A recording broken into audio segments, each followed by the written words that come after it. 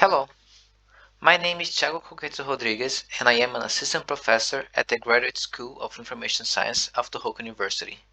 This video is my lecture on identification trees. This lecture belongs to the second part of our pattern recognition course. This second part will have 5 lectures, with the last one being reserved for solving Kadai 1. As a side note, I want to point out that the topic of lecture 7 will be different from what was previously stated during part 1. The Kadai one will count for half your total grade in this course. You must solve all the problems in the Kadai and send your answers to me by email before the deadline described inside the Kadai file. Your answers can be handwritten or typed, and they can be in any file format. Just make sure to name your file with your student ID, your name, and the name of the course.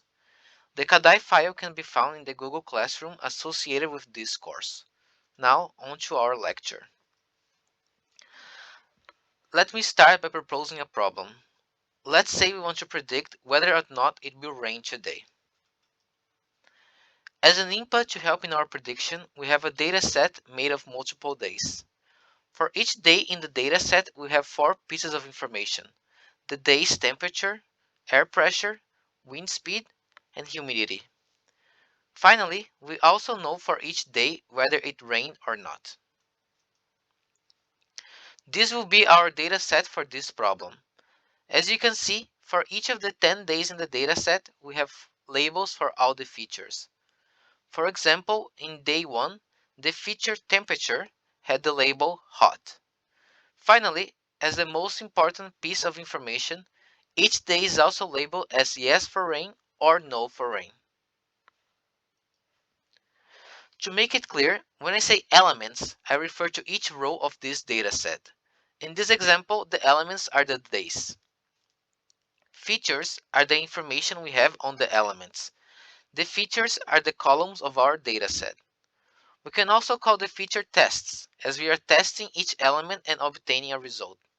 For example, if we do a temperature test on day 1, the result is hot. Finally, the identification or the decision of our dataset relates to what data we are looking for. In our problem, we want to know whether it rains or not. So the identification is whether it rained on each day of our dataset.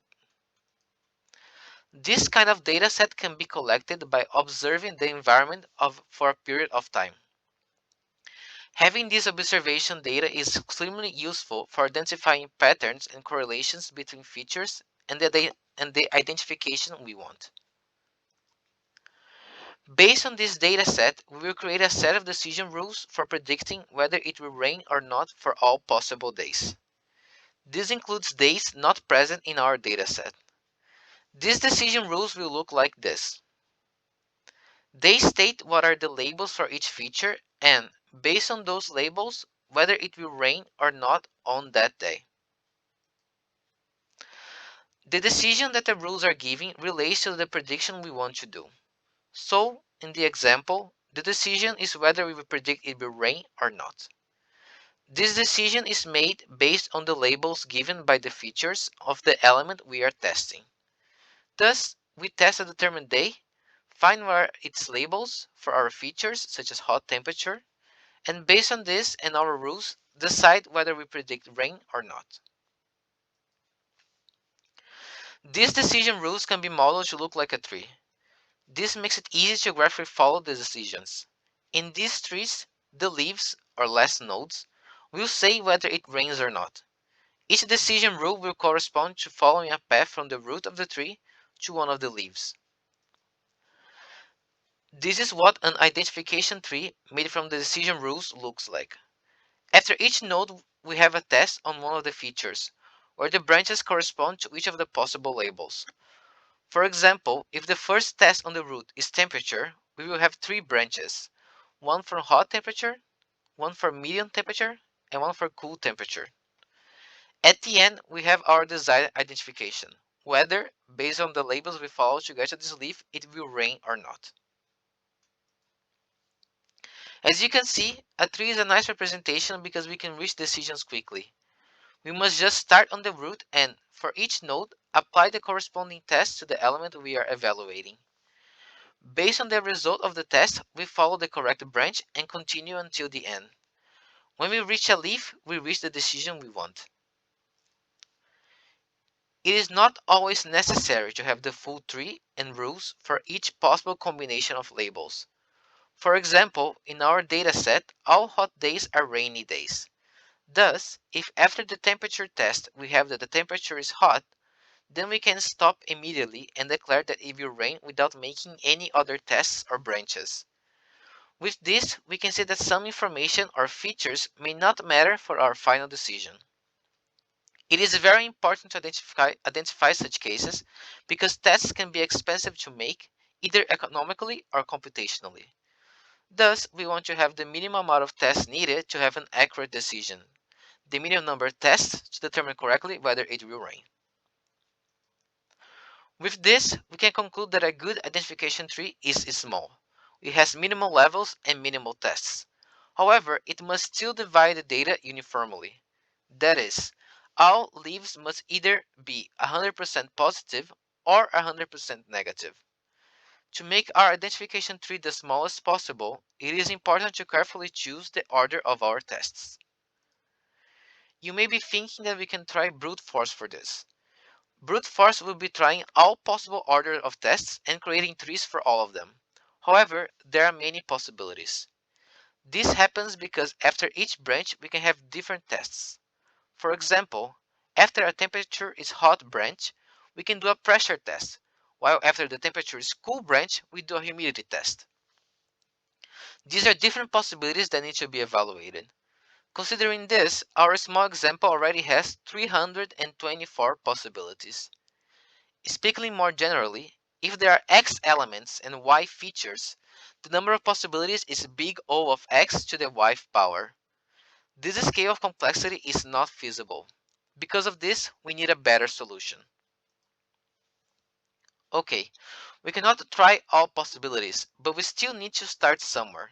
So let's begin with the root of our tree. Let's choose a test to be our root. To do this, let's analyze how the possible tests behave when applied to the whole dataset. So, going back to our dataset, let's try each test once and see how they divide the data. Again, each test refers to one feature. So we have a temperature test, a pressure test, a wind test, and a humidity test. And here is how the tests divide the data from our dataset. You can see that the temperature test has three possible branches, one for each possible label. There are 3 days with hot temperatures, day 1, day 2, and day 3. They all are rainy days. There are 4 days with medium temperature, day 4, day 5, day 6, and day 7. Day 6 is rainy, whereas days 4, 5, and 7 are sunny. Finally, there are 3 days with cool temperature, day 8, day 9, and day 10. Days 8 and 9 are rainy, and day 10 is sunny. We build trees for the other tests in a similar way. Note how none of these trees result in an uniform solution. All of them have leaves with both rainy days and sunny days together. Because of this, none of these trees are identification trees, and we need to do more work. Now that we saw all tests, how do we determine which one is the best? How do we compare them? Note that after each branch, we have a set of elements with the same label for the corresponding feature. Our final goal is to have the sets in the leaves to be homogeneous, either 100% rainy or 100% sunny. Because of this, if there are any homogeneous sets after the first test, those sets are done and we do not have to work on them. Based on this, you can see having more elements in homogeneous sets is desirable. So, let's score tests based on how many elements they do not have in homogeneous sets. This will give us an idea on how much work will be left to do for each of our options. Once again, this is how each of our individual tests divide the data. Let's start by looking only at the temperature test and calculating its score. First, we identify which leaves are heterogeneous sets. These are the leaves with rainy days and sunny days together. In the case of the temperature test, only the hot temperature branch has a homogeneous set with only rainy days. Both the medium temperature branch and the cool temperature branch generate heterogeneous sets with rainy and sunny days together. Now, we count how many days are in those heterogeneous sets. Here, there are 7 days in heterogeneous sets. So, we give the temperatures test a score of 7. Next, let's move on to the air pressure test. This test only has two possible labels, high pressure or low pressure. Here, the high pressure branch only has rainy days, so we can ignore it as it is already a homogeneous set. The low pressure branch has a mix of rainy and sunny days, so that is our heterogeneous set. Since the low pressure branch has 6 days, we will give the pressure test a score of 6. Next, we go to the wind speed test. Here we see that all wind speed test branches lead to heterogeneous branches. None of the resulting leaves are 100% sunny or 100% rainy. Because of this, the wind speed test has a score of 10. Finally, we will look at the humidity test. Here we have two leaves to homogeneous sets. High humidity leads to 100% rainy and low humidity leads to 100% sunny. Thus, we only have one heterogeneous set, medium humidity. Since there are 4 days with medium humidity, we will give the humidity test a score of 4. Just to recapitulate, these are the scores of all of our possible tests. Remember that these measure how many days are not well divided. Because higher scores means more work to be done, we can say that the best test is the one with the lowest score. So we choose the test with the lowest score to be our root. After choosing a test, we see that if there are any heterogeneous sets left. Then, for any heterogeneous set, we repeat the same process. Try all the possible tests, score them, and select the lowest score. We will then repeat this process until all sets are homogeneous. Humidity had the lowest test score among our tests, so we will start with it. We will apply the other tests to the single heterogeneous set that we have left in order to divide it. After applying the temperature test to this set, this is the resulting division. There is 1 day with medium humidity and hot temperature, day 3. This is a rainy day. Because it is the only day in this new leaf, this is a homogeneous set. There are no days with medium humidity and medium temperature. A leaf with no days is also homogeneous, so far so good. However, if humidity is medium and temperature is cool, there are 3 days, day 5, day 6, and day 7. Days 5 and 7 are sunny, but day 6 is rainy. Because this leaf has a mixture of rainy and sunny days, this is a heterogeneous set. Thus, temperature test in this case has a score of 3. This is what happens when we apply the pressure test. We can see that the resulting leaves are both homogeneous. Thus, in this case, pressure has a score of 0. And, to finalize, this is what happens when you apply the wind speed test. Strong wind and medium speed branches lead to homogeneous sets, but the weak wind branch does not. Because there are 2 days in that branch and one is sunny and the other one is rainy, the resulting test score of the wind test here is 2. As said before, we take the lower test score, which is pressure. Because the test score is 0, there are no heterogeneous sets. This means our identification tree is complete and we can create the decision rules. They look like this. The first rule corresponds to the leaf after the humidity test gives high humidity answer. Since all days with high humidity are rainy days, the decision rule will say that if humidity is high, then the day will be rainy. Similarly, the second rule corresponds to low humidity. All low humidity days are sunny days, so this rule will say that if humidity is low, then the day will not be rainy. The last 2 rules correspond to the cases where humidity is medium. Here we needed a second test, the air pressure test.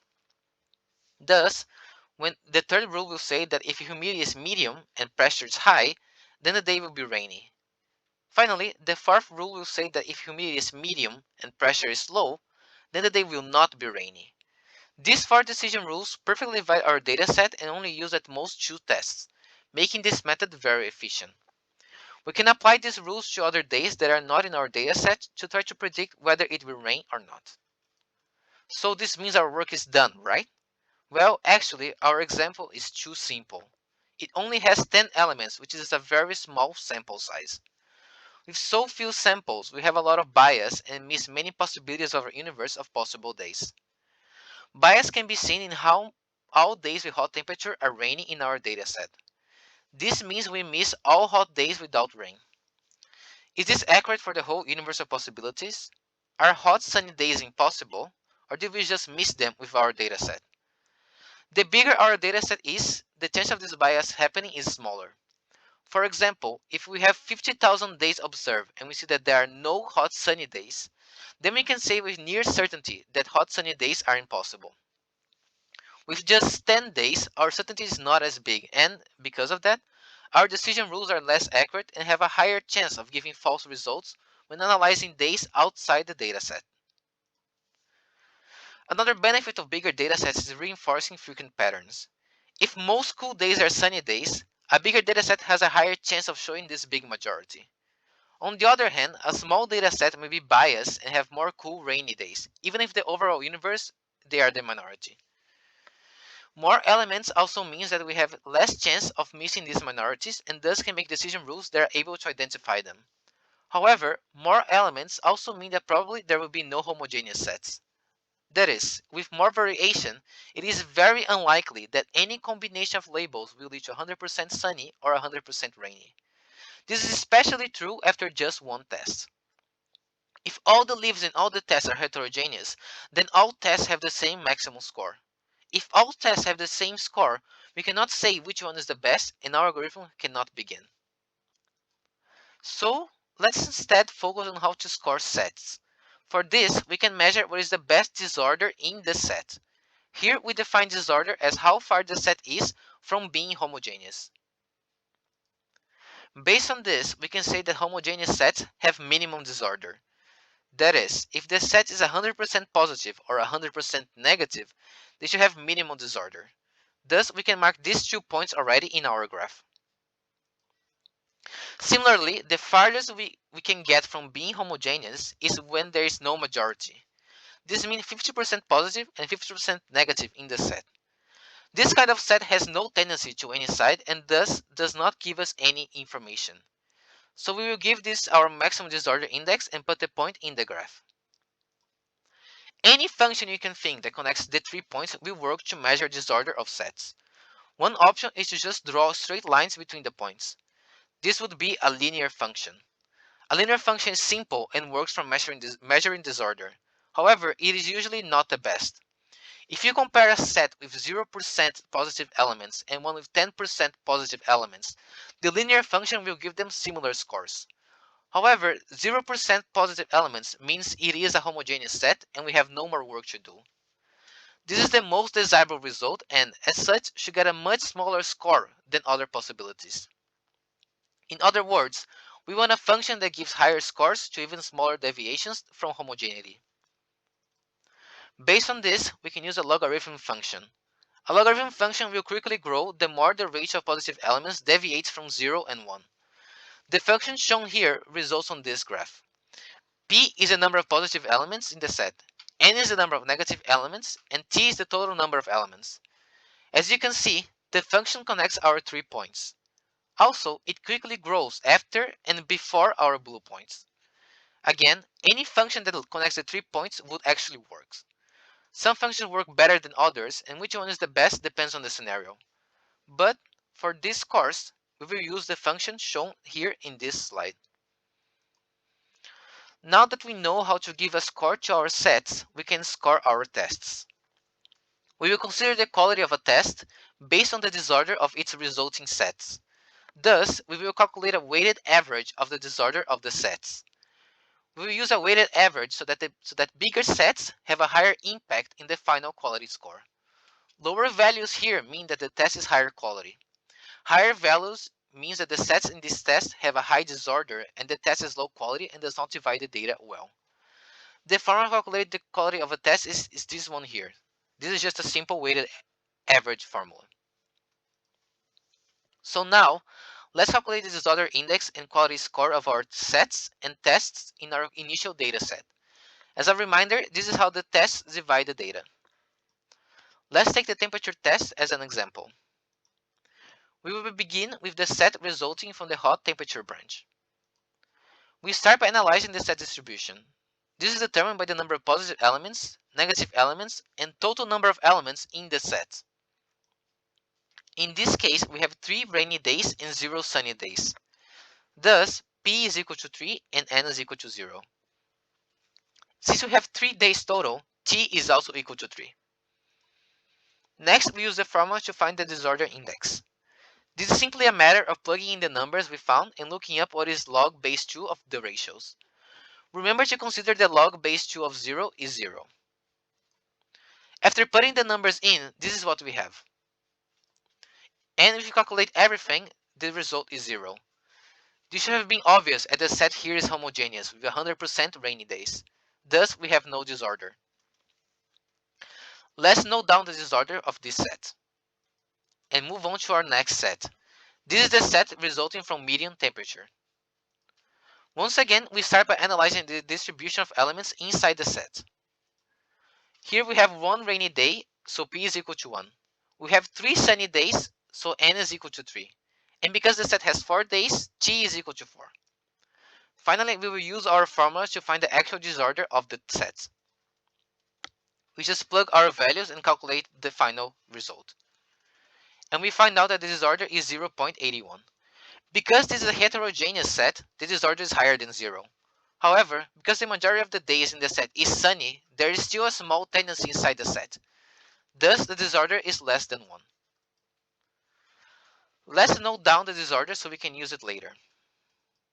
And now we go to our final set of this test. This is the set resulting from cool temperature. As before, we will start by analyzing the distribution of days inside the set. There are 2 rainy days, so P is equal to 2. There's only 1 sunny day, so N is equal to 1. There are 3 total days, so T is equal to 3. To find the disorder index, we once again just need to plug the values into our formula and calculate the final result. Here the disorder index is 0.92. Again, the set is heterogeneous, so the disorder is higher than 0. We can see here that a 2/3 majority has higher disorder than the 3/4 majority we saw in the previous set. This is expected as 2/3 is closer to 50%, which is the maximum disorder, than 3/4. Anyway, we will note our disorder index for future use. We will now repeat the same process for all sets of the other tests. For the sake of brevity, I will skip this process since it is extremely similar to what we did with the temperature test. Here are the disorder indexes for all sets. A special note to how equal ratios lead to the same scores, which makes sense if you remember our formula and graph. This happens regardless of whether the majority is sunny or rainy, as long as the ratio between majority and minority is the same. Finally, sets with 50% rainy days and 50% sunny days, such as the one from medium humidity, have the highest disorder of 1. Now we will calculate the quality of each test. As mentioned before, this is just a weighted average, as represented by this formula. Here we open the summation on the formula to show the factors related to each set. We then insert the disorder index we calculated previously into the formula. Note that the total number of elements is correlated to the test in the denominator, not each set. Since the temperature test was applied to 10 days in this scenario, it will be 10 for all factors. On the other hand, the numerator is the number of elements in each set. This will vary from set to set as each set has a different number of days. This fraction is the weight given to each set based on how big it is. By calculating the average disorder index, we end up with a value of 0.6. Thus, the quality score of the temperature test applied to the whole data set is 0.6. Now we can repeat the same process to all tests. This is a simple weighted average, so we will skip it, but it looks exactly like what we just did with the temperature test. The resulting quality scores of each test look like this. Humidity had the lowest quality score. Low scores here mean high quality, do not forget this. Thus, humidity is once again our best set. Just like before, we have one remaining heterogeneous set. We will apply to this set the other remaining tests in order to divide it into homogeneous sets. Pay very close attention that there are only 4 elements in this set.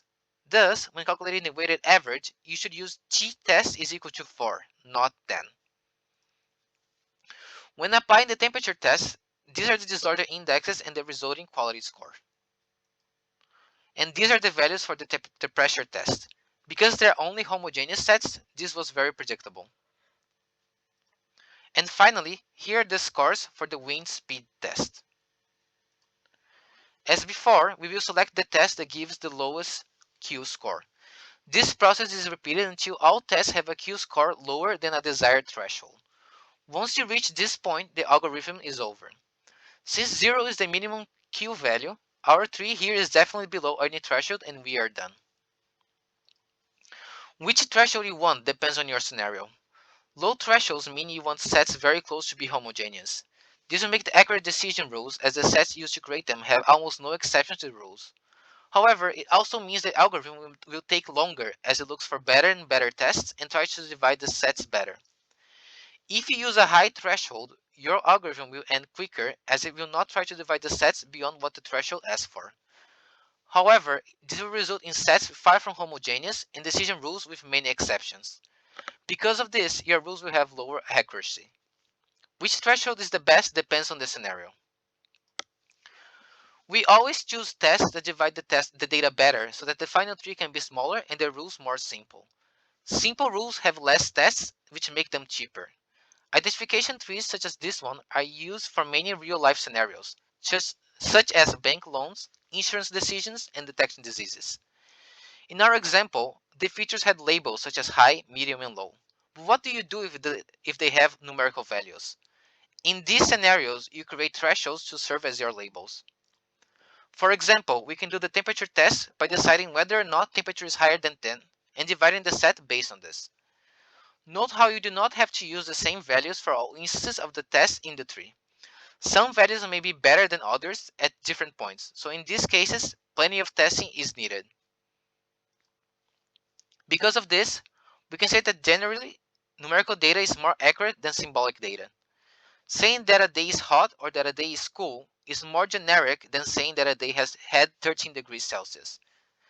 You can also do better tests with symbolic data, with more granularity and more separation of elements. But also this means more possible tests.